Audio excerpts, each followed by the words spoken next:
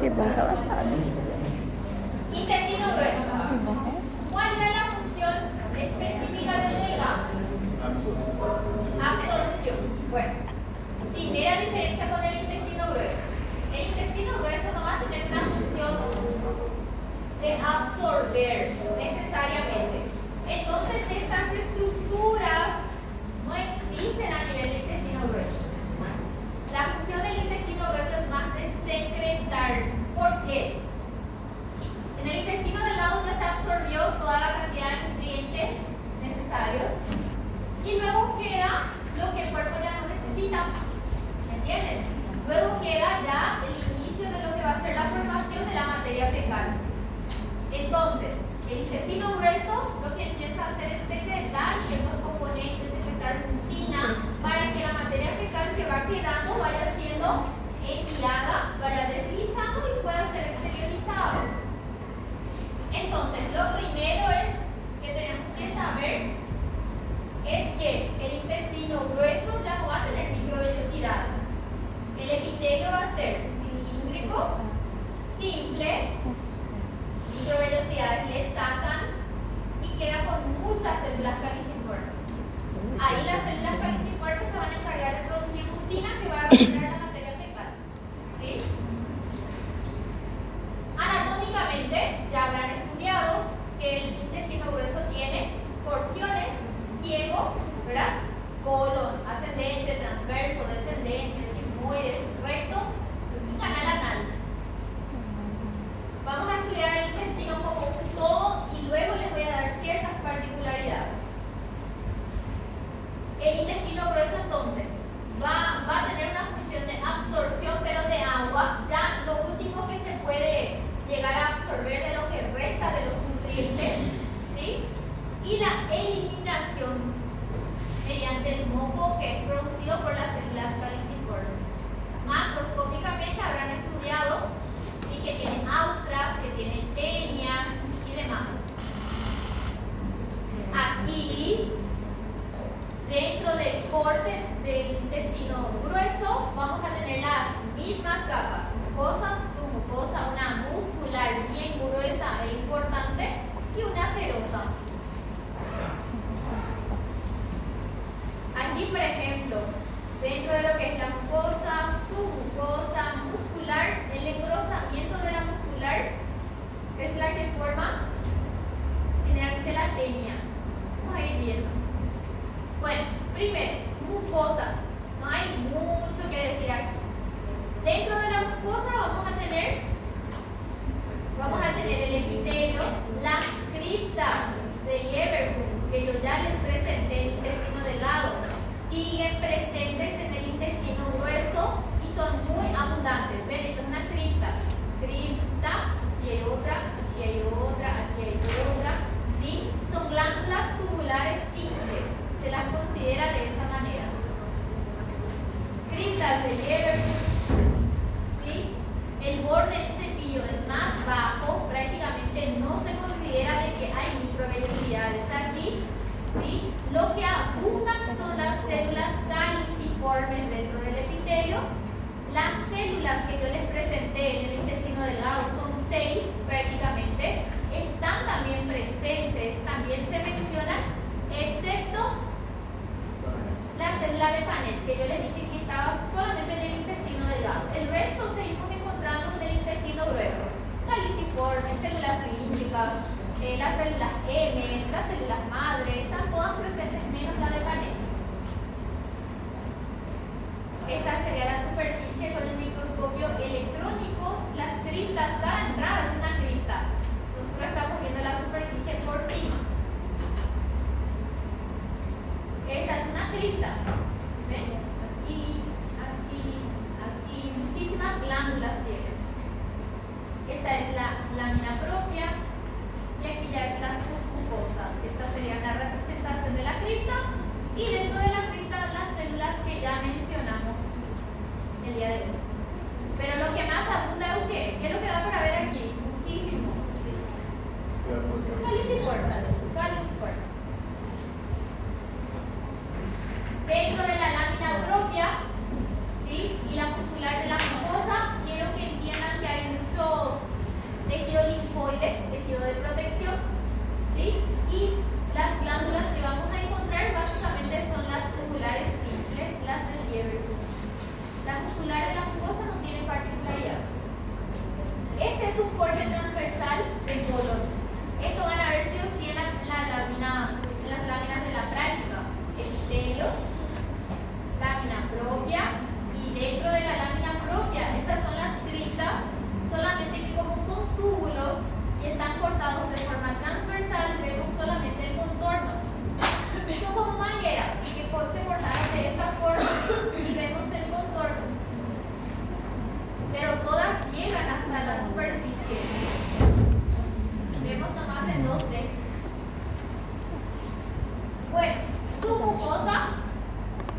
segunda capa no hay particularidad. ¿Qué vamos a encontrar? Tejido conectivo denso y regular y el plexo submucoso de Mendes, básicamente. No, glándulas así, glándulas exclusivas del colon no. Las glándulas ya están ahí en la lámina propia, que son las criptas, glándulas tubulares simples, pero están en la capa mucosa. La submucosa no tiene glándulas exclusivas o propias. Irregular. La submucosa es tejido conectivo denso irregular en todo el segmento del tubo digestivo. ¿Está bien? La muscular tiene una pequeña particularidad que ya conocen ustedes por anatomía. Tiene las dos capas clásicas, la circular interna, ¿sí? Y la muscular, la externa, que es la longitudinal. Y por segmentos se quedan más gruesas y forman las teñas. ¿Recuerdan por anato? Las teñas. Están en la parte externa del colon. Y es un engrosamiento de la capa muscular en realidad, de la capa longitudinal. La capa externa forma bandas longitudinales que son las teñas. No están presentes en el recto, pero sí en el resto del intestino grueso. Aquí justamente de nuevo vemos cómo reconozco que es colon. Primero, ¿qué no hay aquí? ¿Qué tendría que ver si fuese intestino delgado, por ejemplo? Exactamente, acá no hay pliegue circular, ven como es más recto. La submucosa en ningún momento se proyecta, en ningún momento se eleva.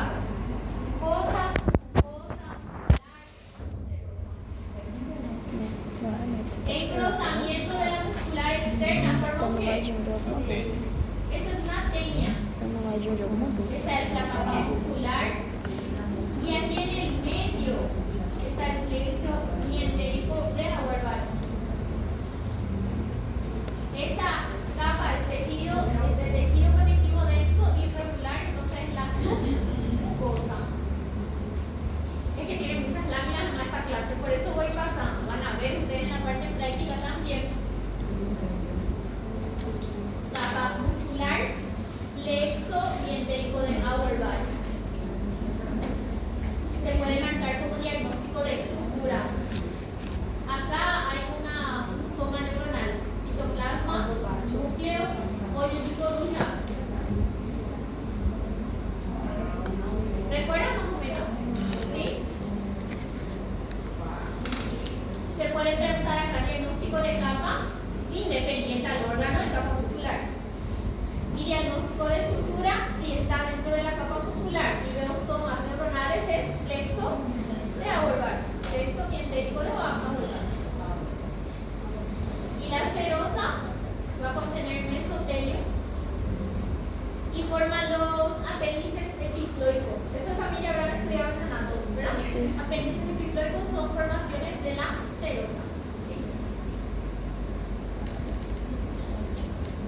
Para ir terminando ya, definitivamente, tenemos recto y ano.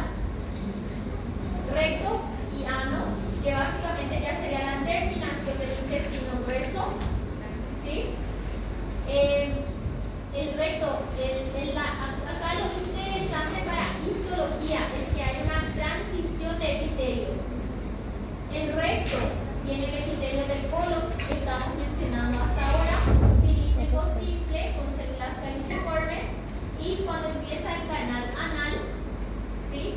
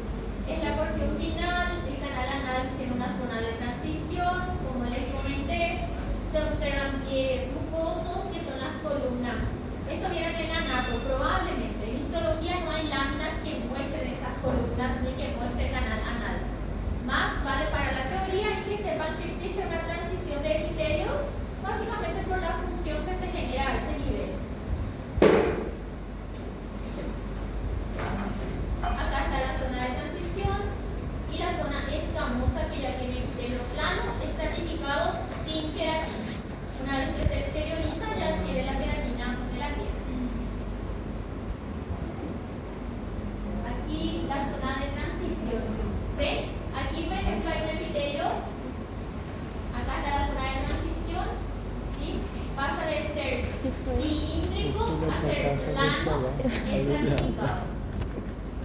Más teoría que otra cosa, no hay láminas para la práctica. Por eso ya le estoy tirando cierta información de que puede ser en el microscopio la práctica. Canal anal, las tres zonas, color rectal, transición y escamosa, no viene al caso. La muscular externa es la que va a formar los esfínteres. Ya habrán estudiado también anato, que está el esfínter interno y el externo. El interno es involuntario y el externo es voluntario. Son básicamente formaciones de la capa muscular. ¿Sí? El interno, al ser involuntario, tiene músculo liso puro. Nosotros no comandamos, no tenemos control. El externo, como tenemos un cierto control, tiene también músculo estriado. Bien. Zona de transición, acá es cilíndrico. Esto sería todavía recto. Acá empieza ya la zona de transición. Plano, estratificado, sin queratina. Esto probablemente es canal anal. Y acá ya empieza a tener queratina. Esto ya sería la parte final, que sería el ano y la piel. ¿Ven? Tres tipos de epitelio hay. Cilíndrico simple, plano estratificado sin queratina y plano estratificado con queratina.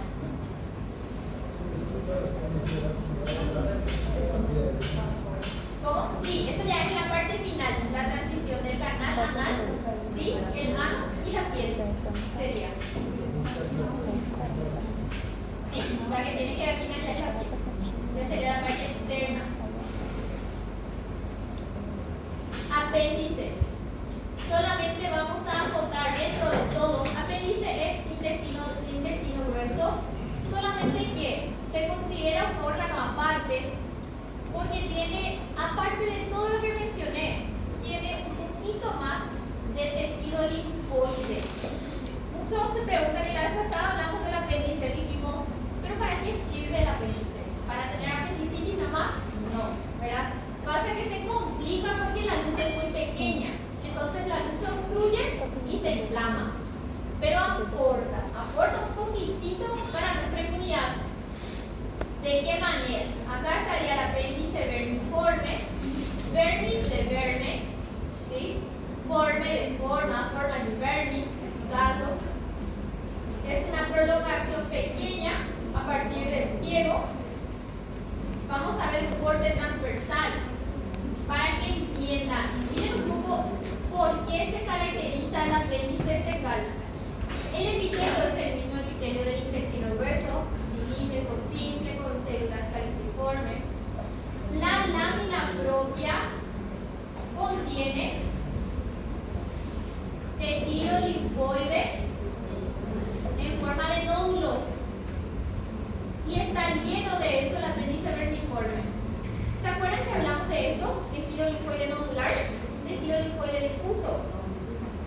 Está lleno de tejido linfoide nodular en la lámina propia. Esto.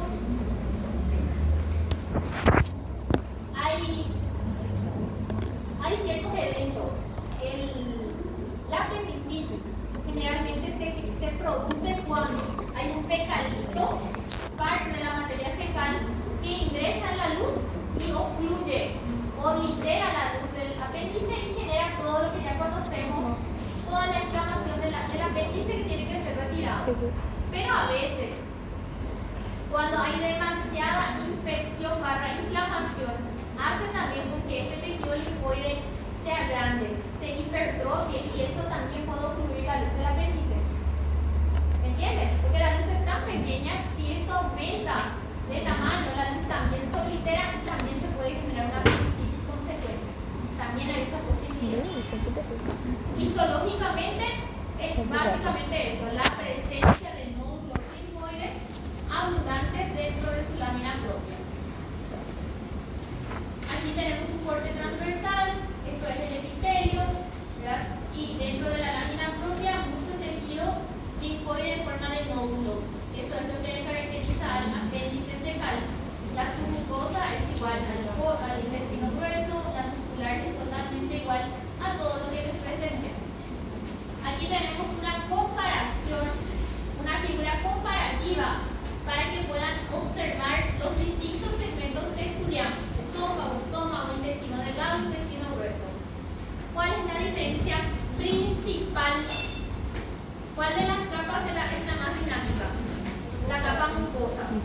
¿qué es lo primero que ustedes se van a fijar para intentar entender qué órgano es?